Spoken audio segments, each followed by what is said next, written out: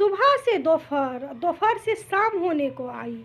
सभी भाइयों की कलाई बहनों की राखी से सजी हुई थी, लेकिन सुबोध का अभी तक कुछ पता नहीं था। उसकी बहन कृति थाली सजाए सुबह से उसका इंतजार कर रही थी और कई बार फ़ोन भी कर, लेकिन अब तो फ़ोन भी स्विच ऑफ आ रहा था।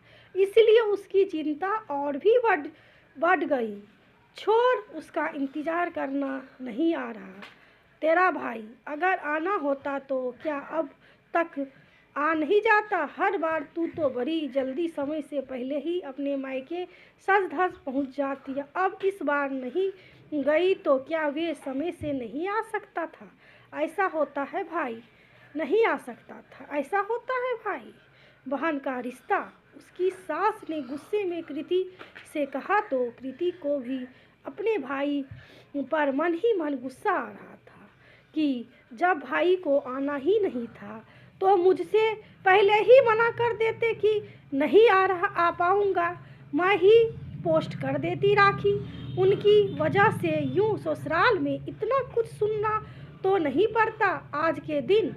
वैसे तो कृति हर साल खुद मायके जाती थी, लेकिन इस बार जब किसी कारणवश नहीं जा रही थी तब उसने भाई को कुछ दिन पहले ही बता दिया था कि इस बार वे नहीं आ पाएगी, इसलिए राखी पोस्ट कर रही हूँ।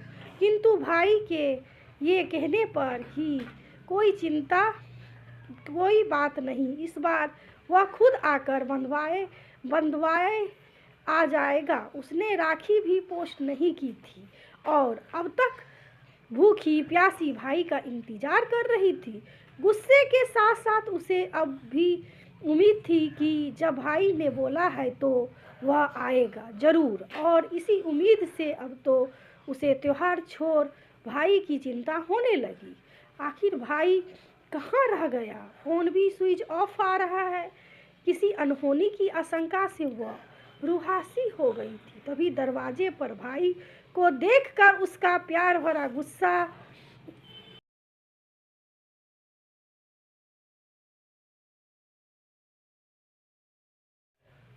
फूट पड़ा। कहाँ रह गया था अब तक, और फ़ोन भी स्विच ऑफ आ रहा था। तुझे पता भी है कि मैं कितनी घबरा गई थी। अरे बहना शांत, थोड़ा आराम से सब बताऊंगा, लेकिन अंदर भी आने देगी या यूं दरवाजे पर खड़ा रखने का इरादा है? और राखी भी बांधनी है या चलो अंदर बांधती हूँ राखी। वैसे भी बहुत जल्दी बंध रही है मेरी राखी। गुस्से करती हुई कृतिका ने अंदर जाकर जैसे ही राखी बांधने के लिए भाई की कलाई पर नजर डाली तो उसकी कलाई पर पहले से भी बंधी राखी देखकर वह दंग रह गई। यह किसकी राखी है भैया? ये किसने बांधी है आपको?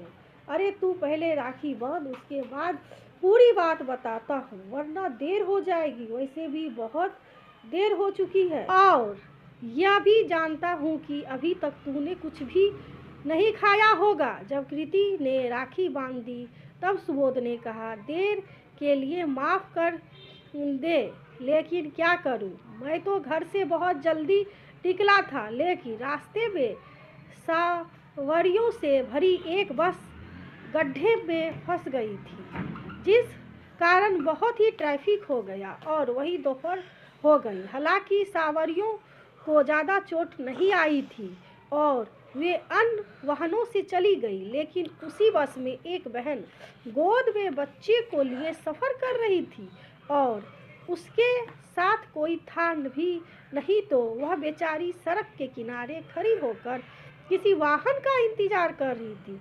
लेकिन एक तो अकेली, उस पर बच्चा और किसी भी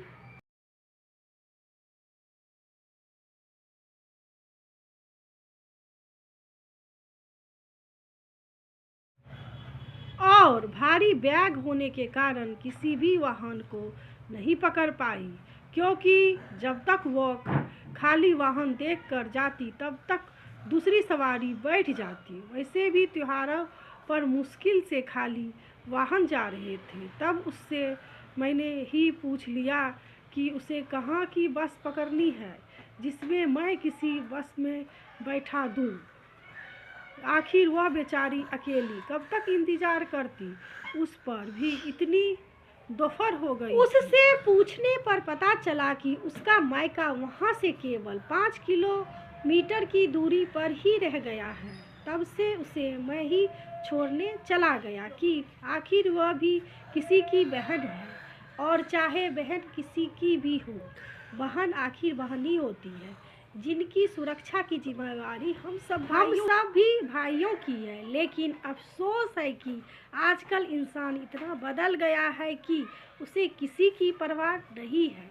खैर, जो कुछ भी हुआ, लेकिन इस सब में देर होने की वजह से मुझको तो तेरी डांट खाने को मिल ही गई, और ये राखी भी मुझे उसी बहन ने बांधी है। हंसते हुए सुबोध ने गंभीरता को बदला। कृति अपने भाई के विचारों से खुद को गौरवान्वित महसूस कर रही थी और सोच रही थी कि काश हर बहन का भाई उसके भाई जैसा हो। वीडियो देखने के लिए आप सभी दोस्तों का धन्यवाद। थैंक यू दोस्तों।